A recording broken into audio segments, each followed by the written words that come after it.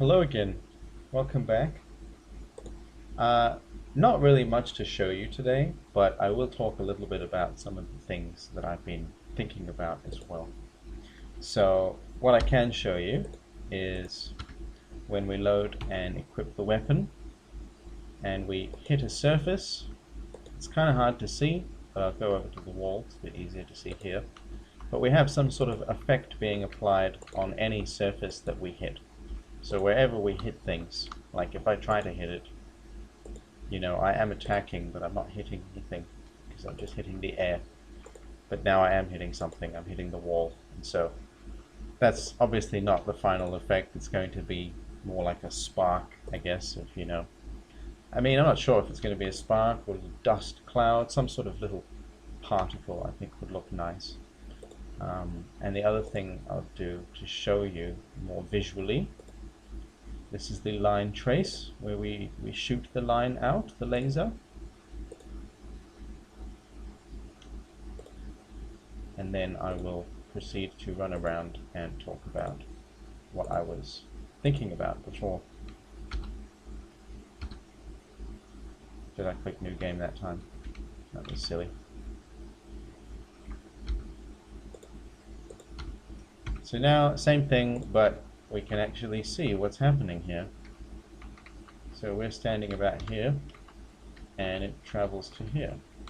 So if anybody was standing inside there, they'd get hit in the same way that we can see that red dot is where it actually hit. And I think that was pretty cool, I quite like that. You can sort of cut it, make shapes out of it. Anyway, that's just for debugging purposes, and it was really useful because it wasn't working originally, and I had to sort of figure out what was going wrong, and having that on was quite cool to kind of understand what was happening. So the thing I wanted to talk about, I've never been a fan of Zelda, but I was very aware of commercially how successful Breath of the Wild was. And it surprised me because I looked at it from a distance and assumed it was just another RPG. But no, I was chatting with some people earlier today, and they were talking to each other about, they were giving each other advice in terms of like what to do in the game. And they were saying, oh, you need to go get more of those things and take them to that place to increase your health or your stamina. And so I looked it up, and I was like, does Breath of the Wild have does it have an XP system and a level up system? No, it's all encouraging exploration. You go and you find items in the world, and those items increase your abilities. And so I was very delighted when I found that out because, it's a very commercially successful game, and it's kind of leaning more towards something that I was thinking of leaning towards, which is, I mean, I did frame this up when I was thinking about it. You'd click here to see all the information about your stats and things. But I needed to have a way to make use of the inventory. Since we're not going to have a shop, we're not going to have buying and selling, we're not dropping items. All the items are permanent additions to the inventory.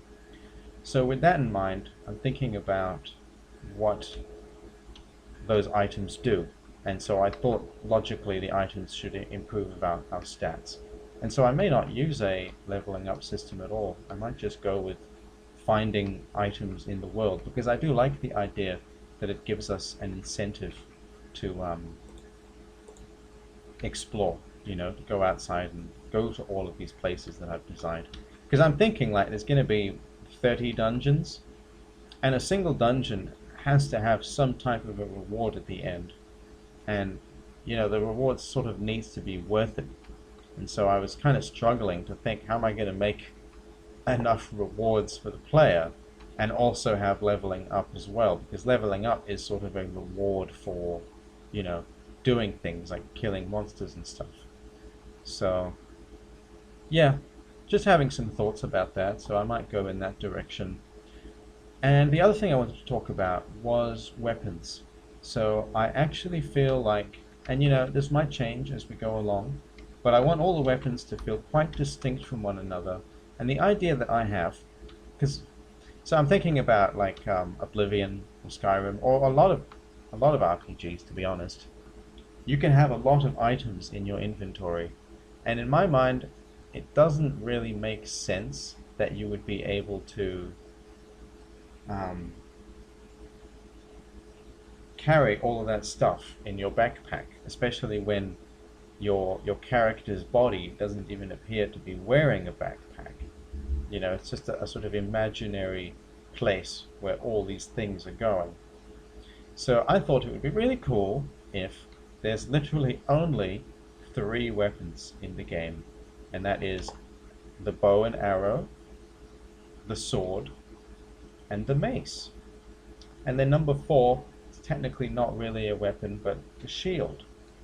So we have those 4, and then we have different pieces of armor that will be going onto the player. So there's only going to be one armor set, and one of the reasons you'll go and explore the different places is to complete that one armor set that you have. And I mean, there could be multiple armor sets, but the thing is, I don't want there to be a feeling of redundancy, like I've found a better armor set, so I now have this armor set that's just sitting in my inventory that I don't need. So in my mind, it makes sense, because when your character can just be wearing normal clothes, and they've got the sword, and then when they get the mace, you know, it can sit on your belt, and when they get the bow and the shield, it can sit on the back. And so you have a sword and a mace on your belt, you have a bow and a shield on your back, and then you have the clothes that you're wearing, but then when you find those boots, you find those gauntlets, they'll go on top of the clothes. And so you'll be able to see where those items are. And we'll have some sort of backpack, because we need to have an imaginary place to put all of our books and potions and keys. But those are all reasonably small items that you could imagine fitting into a backpack. It's not a backpack that's full of large swords and cuirasses and all this stuff. So yeah, that was another thought that I had. And I suspected that the reason there was that strange triangle was because I had turned on nanite. And I actually forgot, but my graphics card can't even use nanite. So that's why I originally turned it off, was because there's a warning at the beginning when I run Unreal that tells me your graphics card is not supported with nanite. So if you use it, there might be some issues. And I think that's what we saw, you know, was a hole getting put into the terrain, which is not a huge issue, but it is an issue. So it's nice to know that I can just fix that by just not having it on. And the only reason I had it on in the first place was because I was conscious of its ability to improve performance overall. And they were recommending to put it onto any static mesh, and I thought, I've got a lot of static meshes, so anything I could do to improve performance would be wonderful. But I'm actually not too unhappy with the performance as it is right now. We'll see how we go once we start making enemies and putting enemies in different places. Then we'll get closer to starting to test it. But just going back once again to talking about the weapons being distinct, I don't need to tell you how the bow and arrow is distinct from the sword and the mace. But the thing that's distinct between the sword and the mace is really just the speed and the type of damage that they're doing, because the sword will be doing the cutting damage that won't be very good against armor, and the mace will obviously be a bit slower than the sword, but it will be much, you know, it's the blunt sort of damage, and it will be much better at breaking through armor. So that's my thought on how I can keep the weapons distinct, but also have it so that, like, logically in the world it makes sense, we can see all the items on the player, because I would like to have this picture of the player, and so it's kind of cool that even though you haven't equipped it in the inventory, it'll be there. But now that I say that, I start thinking maybe I should just be using 1, 2, 3, 4 to just jump between the different weapons. If they're all going to be on your body anyway, then you shouldn't need to go in and manage your inventory and equip them. So that's redundancy again. That's why you're supposed to write the game document before you start making the game.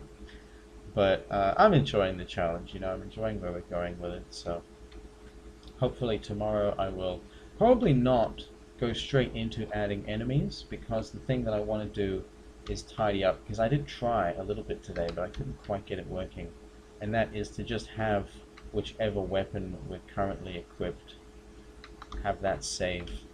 But you know, if I'm thinking I might use 1, 2, 3, 4 to just toggle between the weapons, then we just need to save the active weapon, and we need to save which weapons have been picked up, like which buttons will respond when we click on them, because obviously right now I shouldn't have anything happen with 1, 2, 3, 4. But then when I go pick up the sword, then number 1 should have that effect of taking out the sword, or something like that. I'm not really entirely sure, as you can probably tell. But yeah, I think that's everything I wanted to talk about. So thanks everybody for watching. Also, yeah, this one doesn't work because on the tiles I need to place a tag onto each tile, and when I was testing I only placed the tag on this tile so that it all works on this tile, but the other tiles don't have that tag, so it doesn't understand what to do there. Anyway, yeah, that's everything I wanted to say, so see ya, bye bye.